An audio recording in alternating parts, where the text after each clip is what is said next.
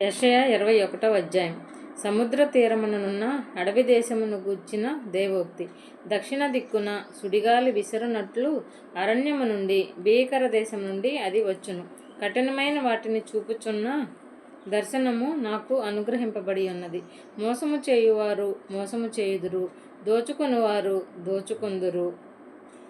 ఏలాము, బయలుదేరుము, మాజ్య ముట్టడి వేయుము, వారి నిట్టూర్పంతయు మాన్పించుచున్నాను.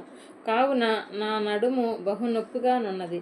ప్రసవించు స్త్రీ వేదన వంటి వేదన నన్ను పట్టి ఉన్నది. బాధ చేత నేను వినలేకుండానున్నాను, విభ్రాంతి చేత నేను చూడలేకుండానున్నాను. నా గుండె తటతట కొట్టుకొనుచున్నది, మహాభయము నన్ను కలవరపరుచుచున్నది. నాకిష్టమైన సంజవేళ నాకు భీకరమాయెను. వారు భోజనపు బల్లను సిద్ధము చేయుదురు, తివాసీలు పరుతురు, అన్నపానములు పుచ్చుకొందురు. అధిపతులారా, లేచి కేడములకు చమురు రాయుడి. ప్రభువు నాతో ఇట్లనెను, నీవు వెళ్ళి కావలివాని నియమింపుము. అతడు తనకు కనబడు దానిని తెలియజేయవలెను. జతలు జతలుగా వచ్చు రౌతులను, వరుసలుగా వచ్చు గాడిదలను, వరుసలుగా వచ్చు ఒంటెలను అతనికి కనబడగా, అతడు బహుజాగ్రత్తగా చెవియొగ్గి నిదానించి చూచును. సింహము గర్జించున్నట్టు కేకలు వేసి, నా ఏలినవాడా, పగటివేళ నేను నిత్యమును కావలి బురుజు మీద నిలుచుచున్నాను, రాత్రి అంతయు కావలి కాయుచున్నాను. ఇదిగో, జత జతలుగా రౌతుల దండు వచ్చుచున్నది అని చెప్పెను. బబులోను కూలెను, దాని దేవతల విగ్రహములన్నిటినీ ఆయన నేలను పడవేసి ఉన్నాడు, ముక్కలు ముక్కలుగా విరగగొట్టి ఉన్నాడు అని చెప్పుచూ వచ్చెను. నేను నూర్చిన నా ధాన్యమా, నా కళ్ళములో నూర్చబడిన వాడా, ఇజ్రాయేలు దేవుడును సైన్యములకు అధిపతి అగు యెహోవా వలన నేను వినిన సంగతి నీకు తెలియజెప్పి ఉన్నాను. ధూమాను గూర్చిన దేవోక్తి. కావలివాడా, రాత్రి ఎంత వేలైనది, కావలివాడా, రాత్రి ఎంత వేలైనది అని ఒకడు సేయూరులో నుండి కేకలు వేసి నన్ను అడుగుచున్నాడు. కావలివాడు ఉదయమునగును రాత్రి అగును, మీరు విచారింపగోరిన ఎడల విచారించుడి, మరలా రండి అనుచున్నాడు. అరేబియాను గూర్చిన దేవోక్తి. దెదేనీయులైన సార్ధవాహులారా, సాయంకాలమున మీరు అరబీ ఎడారిలో దిగవలెను. దేమాదేశీ నివాసులారా, దప్పికొన్న వారికి నీళ్లు తెండి, పారిపోవచున్న వారికి ఎదురుగా ఆహారము తీసుకొని రండి. ఖడ్గభయము చేతను, దూసిన ఖడ్గభయము చేతను, ఎక్కుపెట్టబడిన ధనస్సుల భయము చేతను, క్రూర యుద్ధ భయము చేతను వారు పారిపోవుచున్నారు. ప్రభువు నాకీలాగు సెలవిచ్చి ఉన్నాడు, కూలివారు ఎంచునట్లుగా 1 ఏడాదిలోగానే కేదారు ప్రభావమంతయు నశించిపోవును. కేదారీయుల బలాఢ్యుల విలుకాండ్లలో శేషించువారు కొద్దివారగుదురు. ఈలాగు జరుగునని ఇజ్రాయేలు దేవుడైన యెహోవా సెలవిచ్చి ఉన్నాడు. 22వ అధ్యాయము. దర్శనపు లోయను గూర్చిన దేవోక్తి. ఏమి వచ్చి నీలోని వారందరూ మేడల మీదకెక్కి ఉన్నారు? అల్లరితో నిండిన కేకలు వేయు పురమా, ఉల్లాసముతో బొబ్బలు పెట్టు దుర్గమా, నీలో హతులైన వారు ఖడ్గము చేత హతము కాలేదు, యుద్ధములో వధింపబడలేదు. నీ అధిపతులందరూ కూడి పారిపోగా, విలుకాండ్ర చేత కొట్టబడకుండా పట్టబడిన వారేరి. మీలో దొరికిన వారందరూ పట్టబడి దూరమునకు పారిపోయిరి. నేను సంతాపము కలిగి ఏడ్చుచున్నాను. నాకు విముఖులై యుండుడి. నా జనమునకు కలిగిన నాశనమును గూర్చి నన్ను ఓదార్చుటకు తీవ్రపడుకుడి. దర్శనపు లోయలో సైన్యములకు అధిపతియు ప్రభువు అగు యెహోవా అల్లరి దినమొకటి నియమించి ఉన్నాడు. ఓటమి తొక్కుడు కలవరము ఆయన కలగజేయును. ఆయన ప్రాకారములను పడగొట్టగా కొండవైపు ధ్వని వినపడెను. ఏలాము యోధులను, రథములను, రౌతులను సమకూర్చి అంబుల పొదిని వహించి ఉన్నది. కీరుడాలుపై గవిసెన తీసెను. అందుచేత అందమైన నీ లోయల నిండా రథములున్నవి. గుర్రపు రౌతులు గవిని యొద్ద వ్యూహమేర్పరచుకొనుచున్నారు. అప్పుడు యూదా నుండి ఆయన ముసుగు తీసివేసెను. ఆ దినమున నీవు అరణ్య గృహమందున్న ఆయుధములను కనిపెట్టితివి. దావీదు పట్టణపు ప్రాకారము చాలా మట్టుకు పడిపోయినదని తెలుసుకొని దిగువనున్న కోనేటి నీళ్లను మీరు సమకూర్చితిరి. యెరూషలేము ఇండ్లను లెక్కపెట్టి ప్రాకారమును గట్టి చేయుటకు ఇండ్లను పడగొట్టితిరి. పాత కోనేటి నీళ్లు నిలుచుటకును ఆ రెండు గోడల మధ్యను చెరువు కట్టితిరి. అయినను దాని చేయించిన వాని వైపు మీరు చూచిన వారు కారు. పూర్వకాలమున దాన్ని నిర్మించిన వానిని మీరు లక్ష్య పెట్టకపోతిరి. ఆ దినమున ఏడ్చుటకును అంగలార్చుటకును తల బోడి చేసుకొనుటకును గోనె పట్ట కట్టుకొనుటకును సైన్యములకు అధిపతియు ప్రభువు నగు యెహోవా మిమ్మును పిలువగా, రేపు చచ్చిపోదము గదా, కనుక తిందుము త్రాగుదుము అని చెప్పి ఎడ్లను వధించుచు గొర్రెలను కోయుచు మాంసము తినుచు ద్రాక్షారసము త్రాగుచు మీరు సంతోషించి ఉత్సహించుదురు. కాగా ప్రభువును సైన్యములకు అధిపతియు నగు యెహోవా నాకు ప్రత్యక్షుడై నాకు వినబడినట్లు ఇట్లనుచున్నాడు, మీరు మరణము కాకుండా ఈ మీ దోషమునకు ప్రాయశ్చిత్తము కలుగదని ప్రభువును సైన్యములకు అధిపతియగు యెహోవా ప్రమాణపూర్వకంగా సెలవిచ్చుచున్నాడు. ప్రభువును సైన్యములకు అధిపతియగు యెహోవా ఈలాగు సెలవిచ్చుచున్నాడు. గృహ నిర్వాహకుడైన షెబ్నా అని ఈ విచారణకర్త యొద్దకు పోయి అతనితో ఇట్లనుము, ఇక్కడ నీకేమి పని? ఇక్కడ నీకెవరున్నారు? నీవిక్కడ సమాధిని తొలిపించుకొననేలా? ఎత్తైన స్థలమున సమాధిని తొలిపించుకొనుచున్నాడు, శిలలో తనకు నివాసము తొలిపించుకొనుచున్నాడు. ఇదిగో, బలాఢ్యుడొకని విసిరివేయునట్లు యెహోవా నిన్ను వడిగా విసిరివేయును. ఆయన నిన్ను గట్టిగా పట్టుకొనును.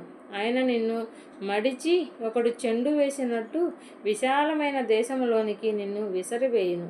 నీ యజమానుని ఇంటివారికి అవమానము తెచ్చినవాడా, అక్కడనే నీవు మృతి పొందెదవు. నీ ఘనమైన రథములు అక్కడనే పడియుండును. నీ స్థితి నుండి యెహోవానగు నేను నిన్ను తొలగించెదను. నీ ఉద్యోగము నుండి ఆయన నిన్ను త్రోసివేయును.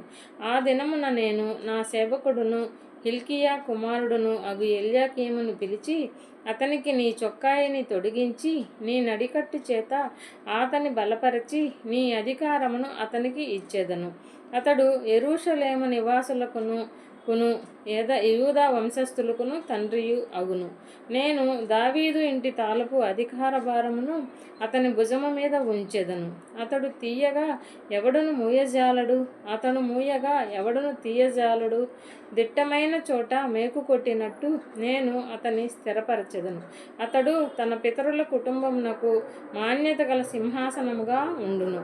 గిన్నెల వంటి పాత్రలను, బొడ్ల వంటి సమస్తమైన చిన్న చెంబులను, అనగా అతని పితరుల సంతాన సంబంధులకు పిల్ల జల్లాలందరినీ అతని మీద వేలాడించెదరు.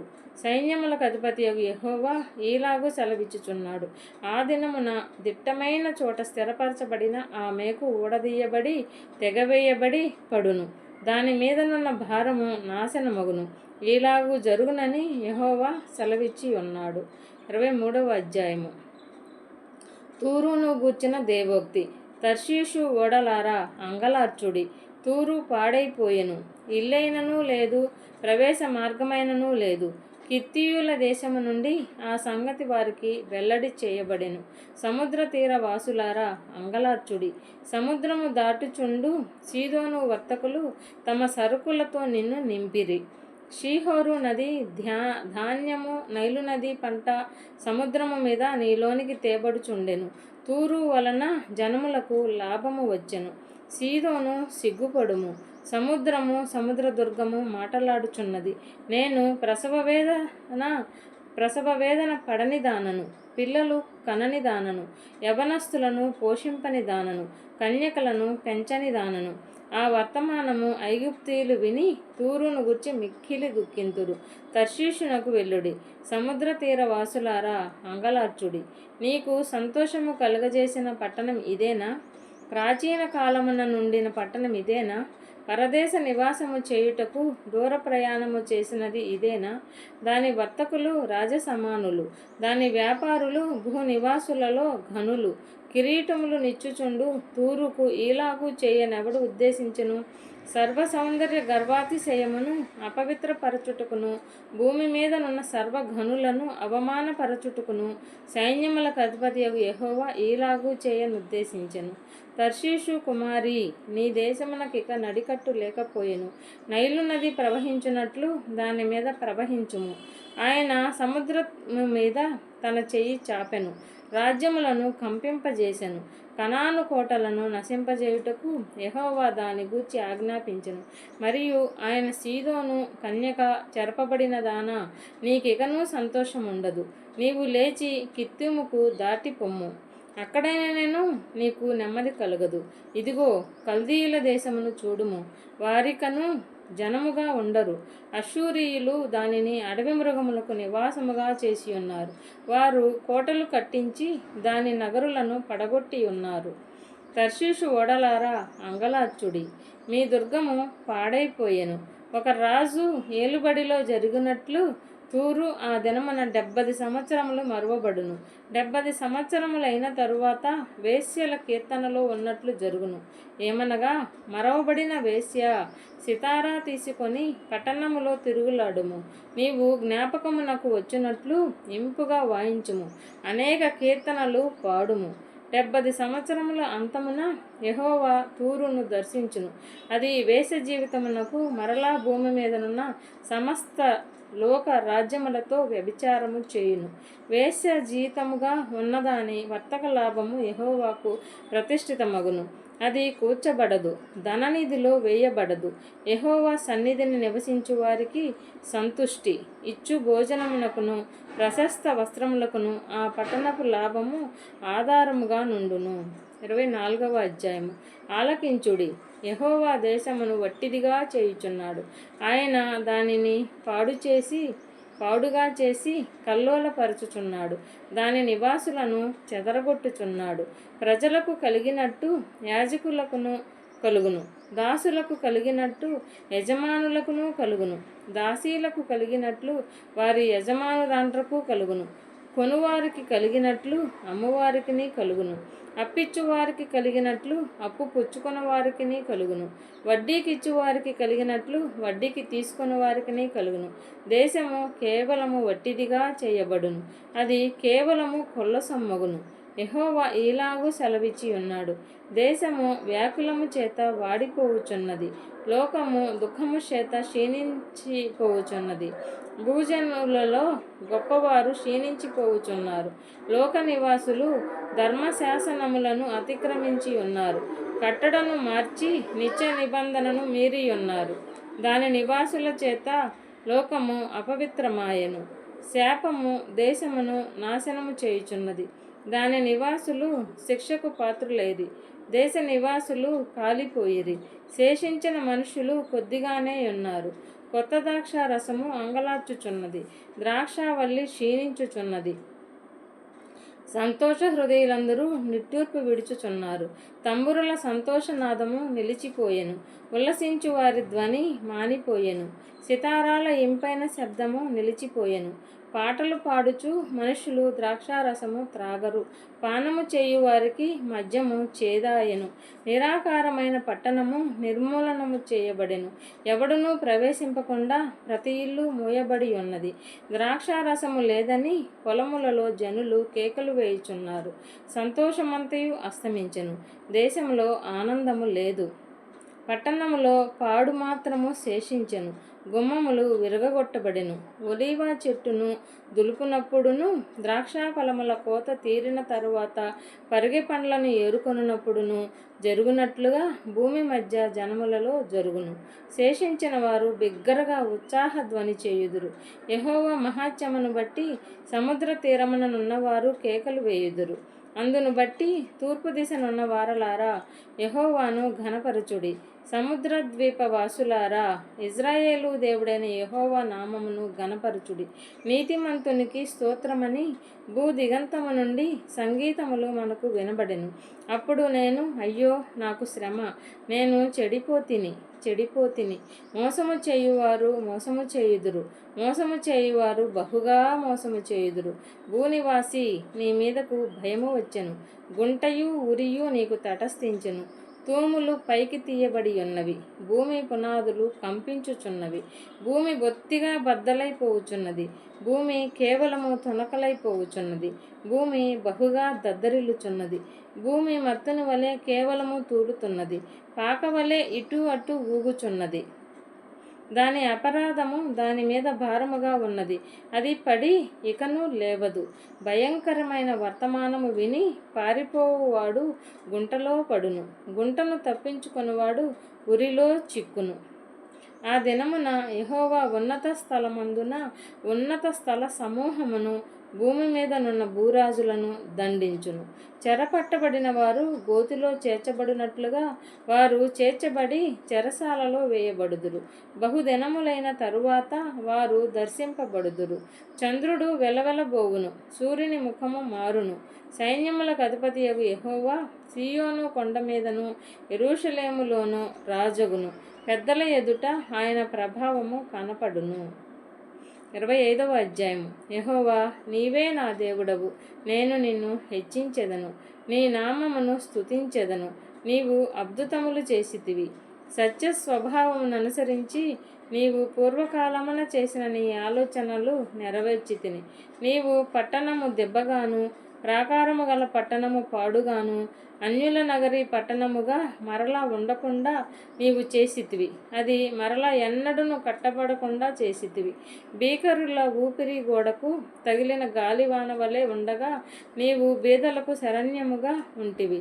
దరిద్రులకు కలిగిన శ్రమలో వారికి శరణ్యముగాను, గాలివాన తగులకుండా ఆశ్రయముగాను, వెట్ట తగులకుండా నీడగాను ఉంటివి.